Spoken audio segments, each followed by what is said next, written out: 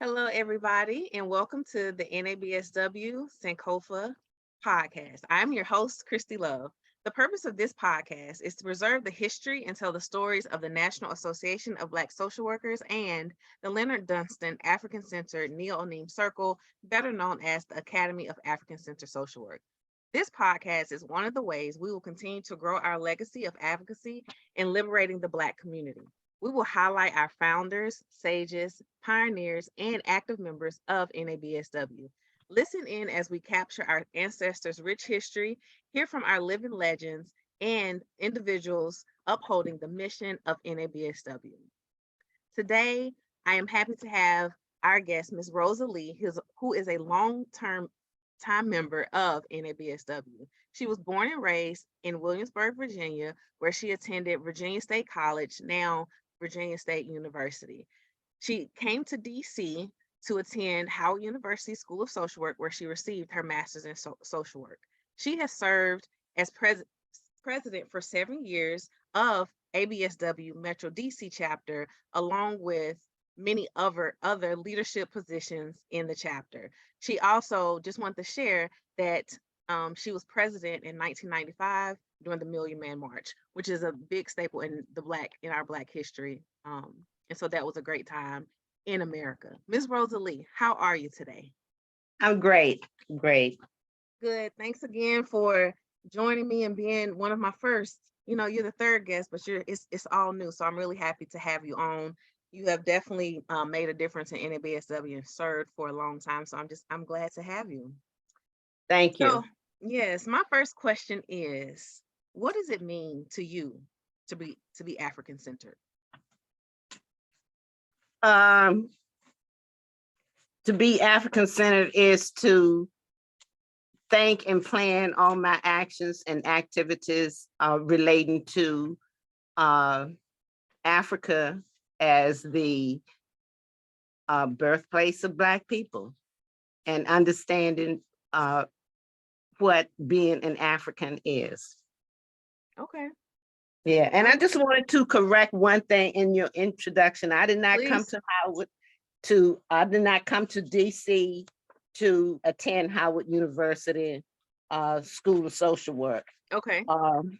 I was in DC for 2 years before going to graduate school. However, I do want to add that my admission into Howard University School of Social Work was a wonderful experience, because it was at Howard that I learned of the National Association of Black Social Workers, and developed the essence of my being and my involvement in social work over the years. Awesome. Thank you for sharing that. Yeah. I definitely was going to ask, how did you learn of NABSW? And I know it's the same for me. I did not hear about NABSW till I attended Howard University School of Social Work. And it was a great experience for me as well, the Black experience. And so it was good. It was good to be there. So was it a job that brought you to the DC area? No, it was just that I was young. I just graduated from Virginia State in 1970. And back then, DC was known as Chocolate City. It was a place to be. It was a place where professional Black people were just coming to DC in the mid 60s and 70s. So it was just an exciting time to be in DC. Right. And so I did, like many of my classmates, that was our plan when we graduated, that we were going to DC. So I, along with many others, it made that, I guess you call it, part of the migration tree to DC for jobs and what have you. No, for the opportunities, I get it. Chocolate City definitely was the place to be. It was the place to be. Things were popping.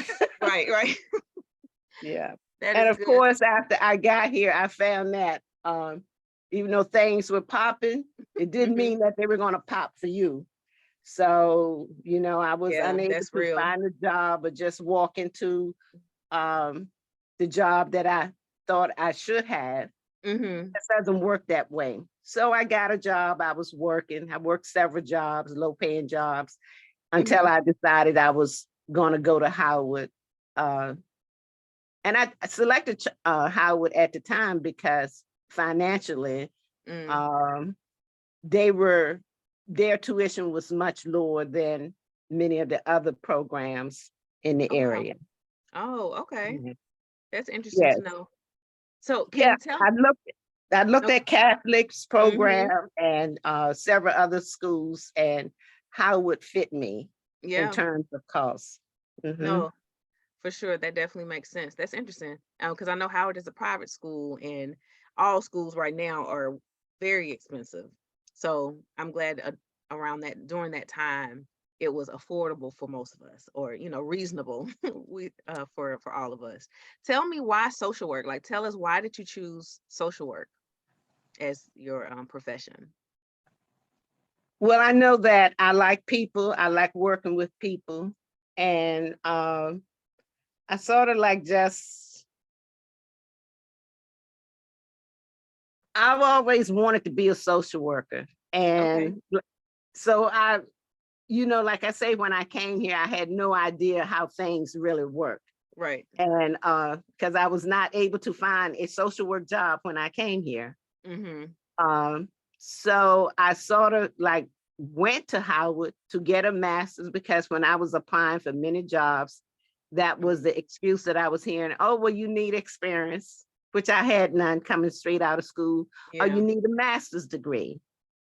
And, because a lot of people in this area already had masters. So being faced with that, it's like, okay, I'm going to have to get a master's. But I knew I had to work. So that's why I waited for a couple of years before going to graduate school, trying to get my money. Yeah. Okay. So all things NABSW, let's talk about why NABSW for you. I know you learned about it at Howard, but once you learned about it, what made you like really gravitate to it and stick with it even till now? Is that stick with social work or stick with NABSW NABSW? specifically. Well, at the time I entered Howard, NABSW as an organization, as an institution, was only 5 years old. They were, Okay. yes. In fact, it was when I was a student at Howard that I went to the 5th national conference of the organization. So they were Wow. still in a developmental stage. Yeah.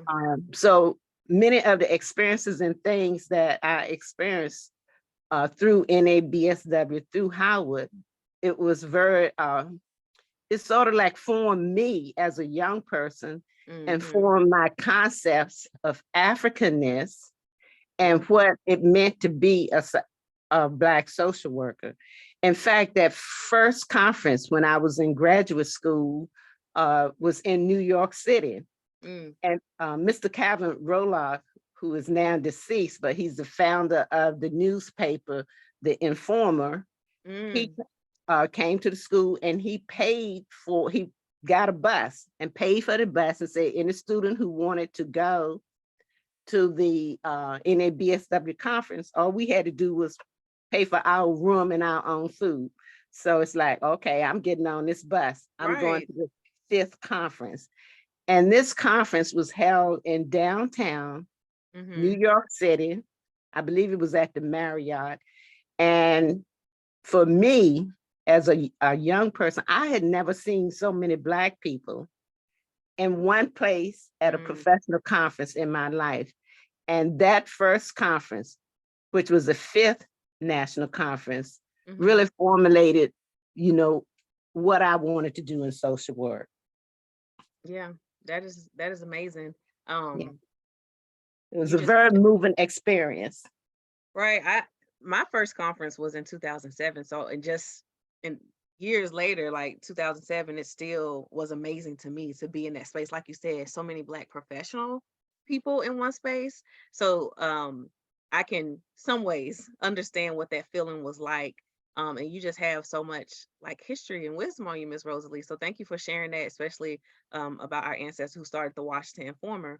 So that was amazing that people saw a need to, pour into students and to make sure y'all got there. Right. And I want to say, Krista, it wasn't just a gathering of professionals. at that time, it was a gathering of Black people from all walks of life. I like the concept that NABSW was pushing in their mission statement, that this was an organization designed and deemed to liberate African Americans, Black Americans. And it wasn't about being professional. It was about being in a helping field, because they had an open admission that if you were in a helping field, irregardless of your training or your education, that it was open. And that really spoke to me at that time. So, you know, as a young person, I was really open for new ideas. I was open to be formed as a social worker, because actually when I entered the field, I basically just wanted to get a job. I didn't have any experience, had not really worked, you know, in a social work position, had no, back in those days, what do you call it? Pre-training, you know how sometimes you're going to, internships, thanks. Right, so hearing the things that I was hearing at that first conference really spoke to me on different levels, and especially the concept of looking at the extended Black family, taking me back to my African roots. So, you know, that has been my story of my involvement with NABSW.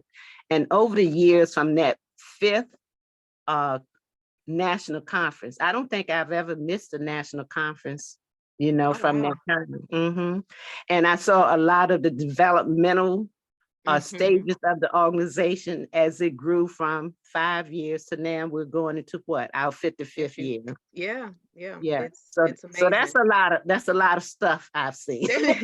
A lot of information you have received, Ms. Rosa Lee, been present for all of those conferences.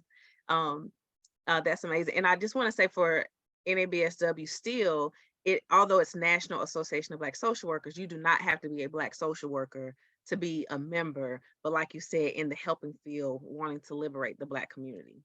So just and that really spoke to me, you know, liberating the Black community. In fact, I had never even heard that kind of conversation or that talk, you know, of liberating the Black community. Right. So that was powerful. It is for you. And what you've learned through the years, what is your passion, and what does liberating the Black community really mean for you on a personal level?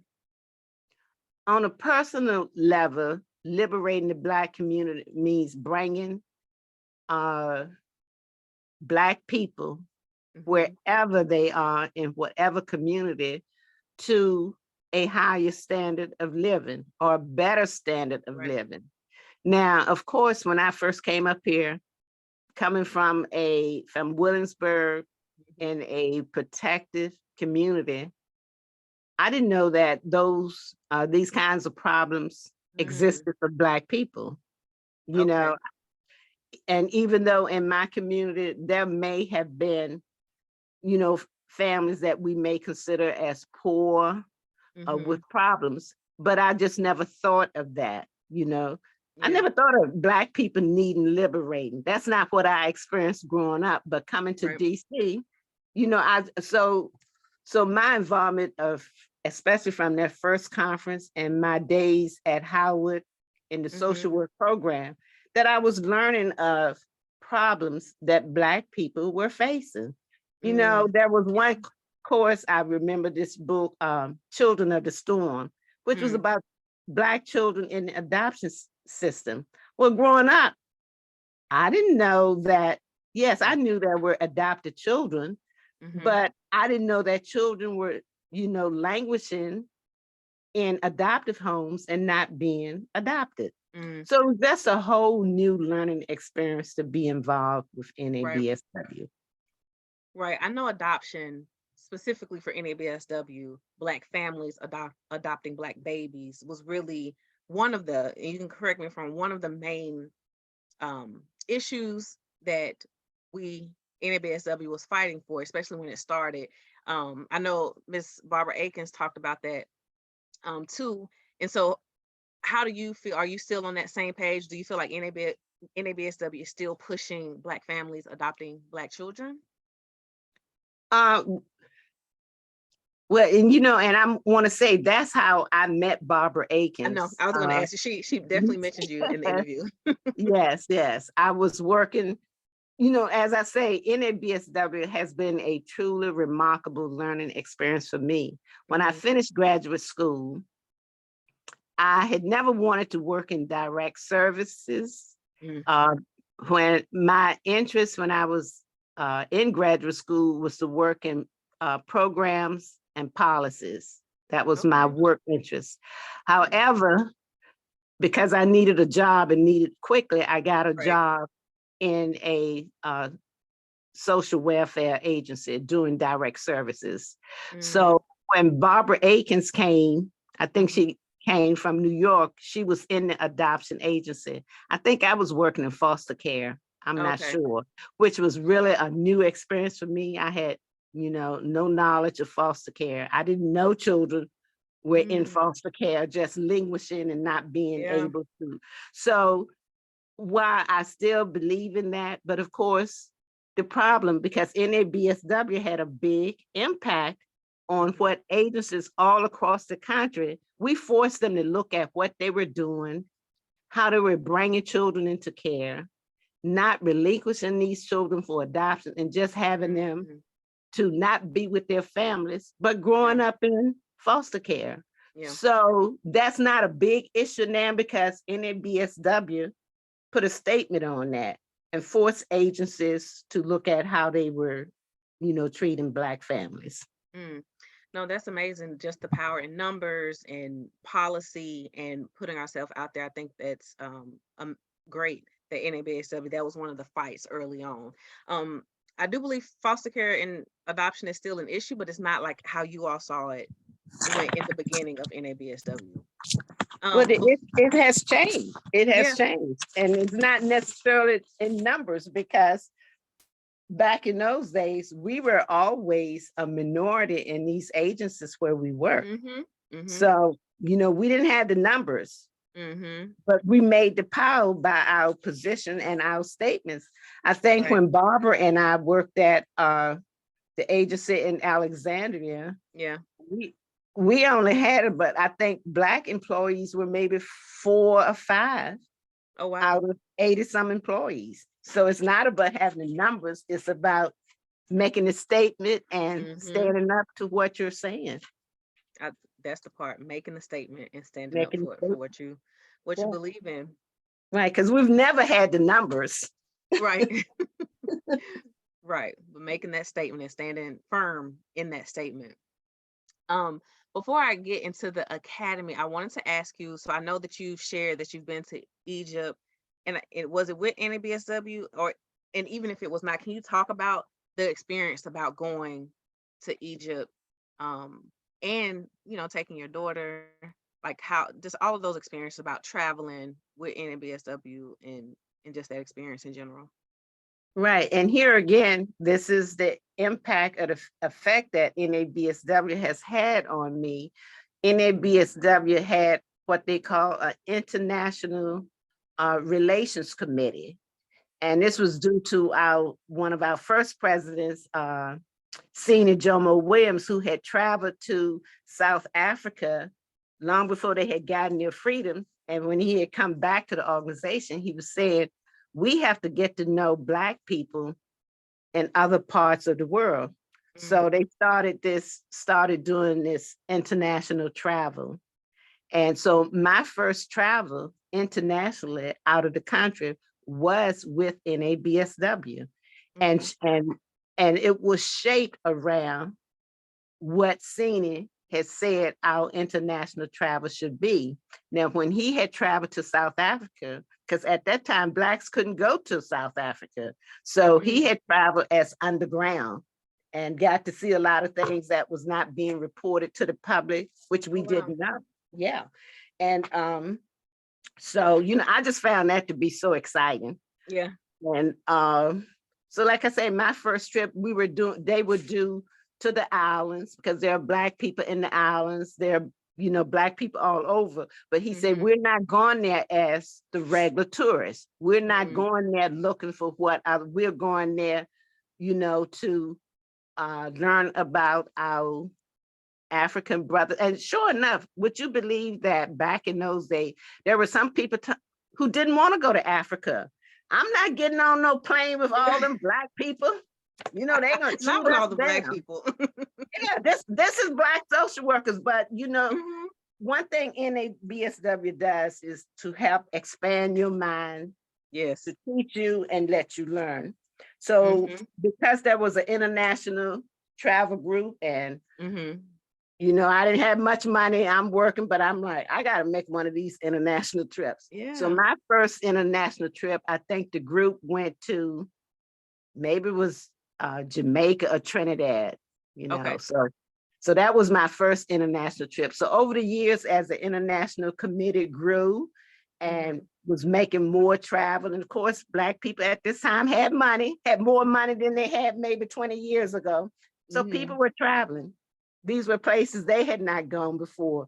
Yeah. So I have always wanted to go to Africa, because one of my dreams when I came out of high school was I wanted to go to the Peace Corps, but did Mm. not go because my counselor insisted that the Peace Corps did not want people with just a high school diploma, which is not true. But, No. Listening to her, I did not. This was back in 66 when I graduated high school. Listen to Mhm. her.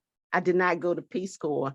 But Oh, the wow. first trip that they did to Africa, I said, I'm going. And I did my first trip to Africa with NABSW. And I must say, over the International Education Committee, they must have made, because they've been around about 28 years. I Mhm. didn't make all the trips with them, but I made several trips to Africa with NABSW. And of course, I got to do Egypt with them. Right. So that was a real, exciting experience for me. Okay. Well, I hope that that's still something that's happening, because I know I still have not traveled to Africa. I've traveled overseas, but I'll be, interested in traveling with NABSW, because I know that would be a whole different type of learning experience with NABSW specifically. Right. So many people keep asking me, like, when is NABSW going to Mm-hmm. Africa? And I say, look, we're in a pandemic. I don't even Right. know if there's a international Committee. committee that's even functioning there. So I Yeah. know since the pandemic, there's been, no trips. But Mm. there, like you, there are many other people that are looking, forward to the international trips coming Yeah. about. Yep. I am. Because So I got to see, I even went to Brazil with, okay. uh, and that was, I think their first trip to Brazil was in 1986. Mm. And that was such an eye opener to learn that, how many Black people are in Brazil. Brazil Right. has the second highest number of Black people outside of that, is it New York City, than any other country. So it's just been, a We're real everywhere. learning experience. Yes, Yeah. we're everywhere. Mm-hmm. Can't escape us. Where do you see, so you know where we are as an organization, where would you like to see NABSW, or like how would you like to see us grow in policy, helping with policy changes, or just continuing to liberating the Black community? What does that look like for you? Like, what are your hopes for NABSW? Um, well, policy is an ever-changing, situation. You just don't Hmm. take one policy and that's it. You Right. know, Policy is not law. Policy is something that's to be changed based on the needs. And so I would like to see NABSW, whatever policies they make, Hmm. pursue, that is consistent with the mission of the organization to liberate the Black community. Mm. That should be, that should always be forefront in whatever policies that they adopt. So like I say, uh, policy is not static. Policy changes. And so, I wouldn't want to say, oh, this should always be our policy. because Yeah. that's not how policy works. Mm-hmm. Mm-hmm. Well, so let me ask, what, if you have in your mind, what subjects or issues do you think we should address? Because there's so many issues in America, as a Black community or individual that we could tackle or make a stance on. But what are some of the things that you would like to see NABSW at least take a stance on or fight for or speak up about? If Well, there's one or two that you have. yes, personally for me, it's a family.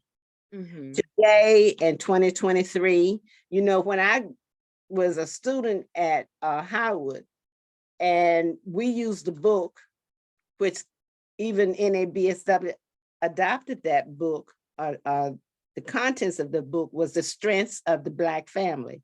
Mm-hmm. And we looked at that as one of the things that kept the Black community together, was the strengths of that Black family.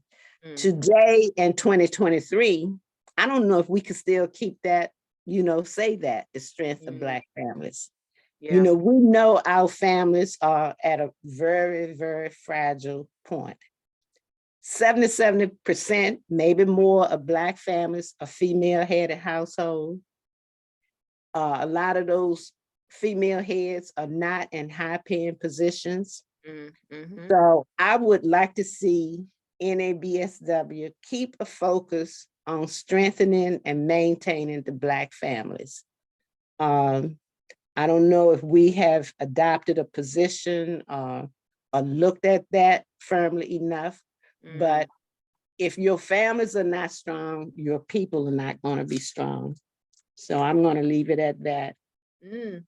That's a challenge for our local chapter, Madam President Melissa Haley, and the executive board. I like that the family is important. It does. I mean, I know media talks a lot about the broken Black family, but I know for me, I still see strong Black families. But you're right, we definitely have to strengthen us, restore the Black family. So I think that's important. And just for those that are listening, I forgot to mention Miss Rosa Lee is, as we talked about in her introduction, she's been on in several leadership positions for the executive board locally. She's currently one of our steering committee chairs. And so Ms. Rosa Lee, thank you for doing that and showing up for those meetings and taking notes and being able to report back to our local chapter. So I appreciate you on that. So let's talk all things academy, right? So during the presidency of Baba Lenoard Dunston, the Academy of African-Centered Social Work started, and you were in one of the cohorts, and I am in the current cohort, which is why we're doing this podcast, because it's part of my individual project. Can you talk a little bit about your experience with the Academy, why you joined, and yeah, just a little bit about how it was for you during that time? Okay, yes. And one of the things, initially, I wanted to get the award that was presented to me by NABSW, and I think that was partly due to Brother Lenoard Dunston, because partly when he was at one time the national president, I worked very closely with him, especially being the DC chapter president, especially during the time that they were planning the Million Man March. So I've known Brother Lenoard for many years. Actually, when I traveled to Brazil, you know, I knew him and his wife Gladys, and so and I kind of forgot what the question was, but you know, like I say, I knew Lenoard from working with him, working very closely when they were planning the Million Man March, because unfortunately, while they said the Million Man March was supposed to be for men, but you know, men need women. It is, and absolutely. And I was the president of the local chapter. So when Lenoard would come in for the meetings for the Million Man March, there were things that our local chapter could do to help, you know, to help that planning. And of course, this was a time we didn't have cell phones and all the means that we are communicating with today, but there were things that needed to be put in place in between those meetings. And Lenoard would actually, you know, sometimes ask, you know, if the local chapter could do this, do whatever they needed. And of course, I would say yes, whatever. Now, mind you, we had a little office phone number, and the answering machine was in my home. And actually, but people didn't know that when they called that number, they thought they were getting, an office, but it was just a little answer machine in my home to take the calls and to respond to whatever questions people had about the upcoming Million Man March. So, I was so impressed when Karen at one of the meetings said that it was a result of the Million Man March, where they called on people to adopt children, which led her to become a single parent of an adopted child. I'm like, oh my gosh, we really were, effective. And I know from the calls that came in on my answering machine, doing that Million Man March, where people were calling with all kinds of problems, none of which I was able to answer or deal with, on that little answer machine, because at that point, the national office didn't even exist in NABSW. Wow. We didn't have a national office here in DC. So a lot of things and questions that people were calling from all across the country, I didn't even know where to direct them. But as I say, we were at a point of still growing and developing.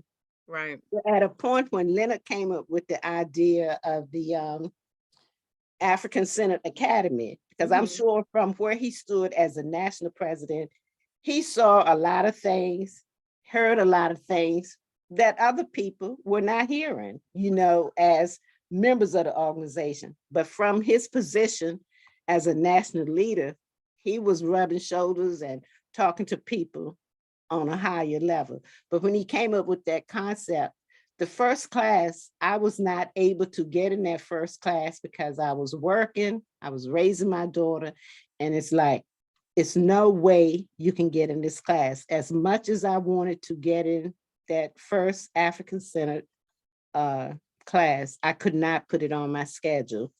So, but I was in the second class, and it was year long or whatever. I know it was a lot of reading and a lot of work, but I did get in the second class. Yeah.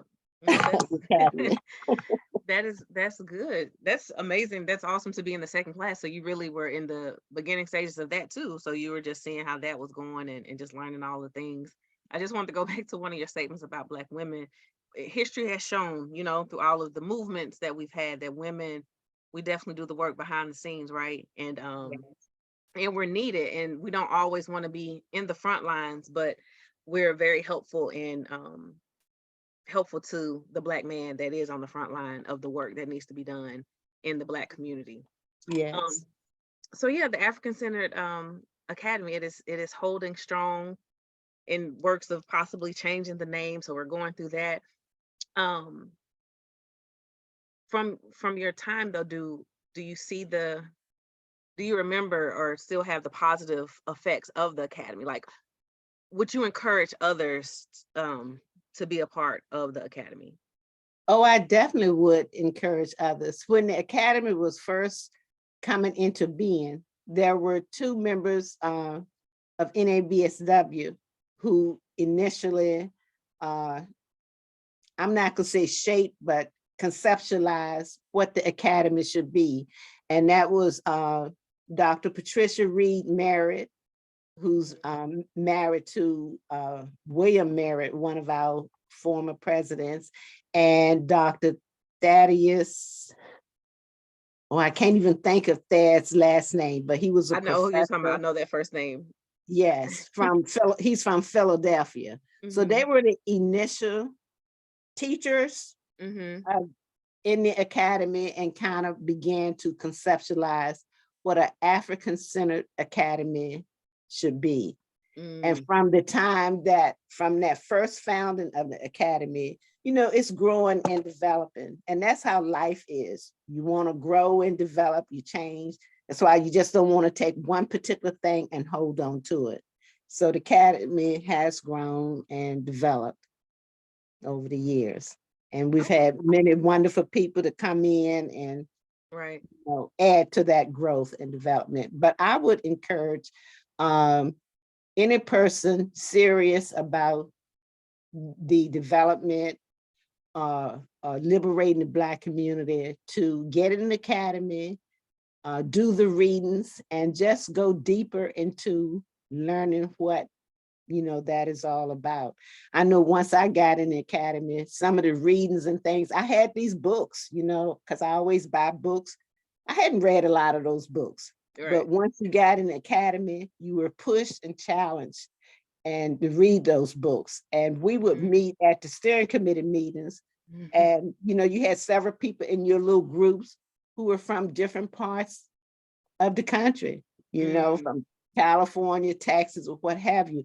But when we would come and discuss the books that we were reading and the ideas, many of the problems that, we were facing in the DC area were the same problems that they were facing, in their cities. So it was a challenge, but it was a good learning experience. Yeah, well, that's good. Thanks for sharing that.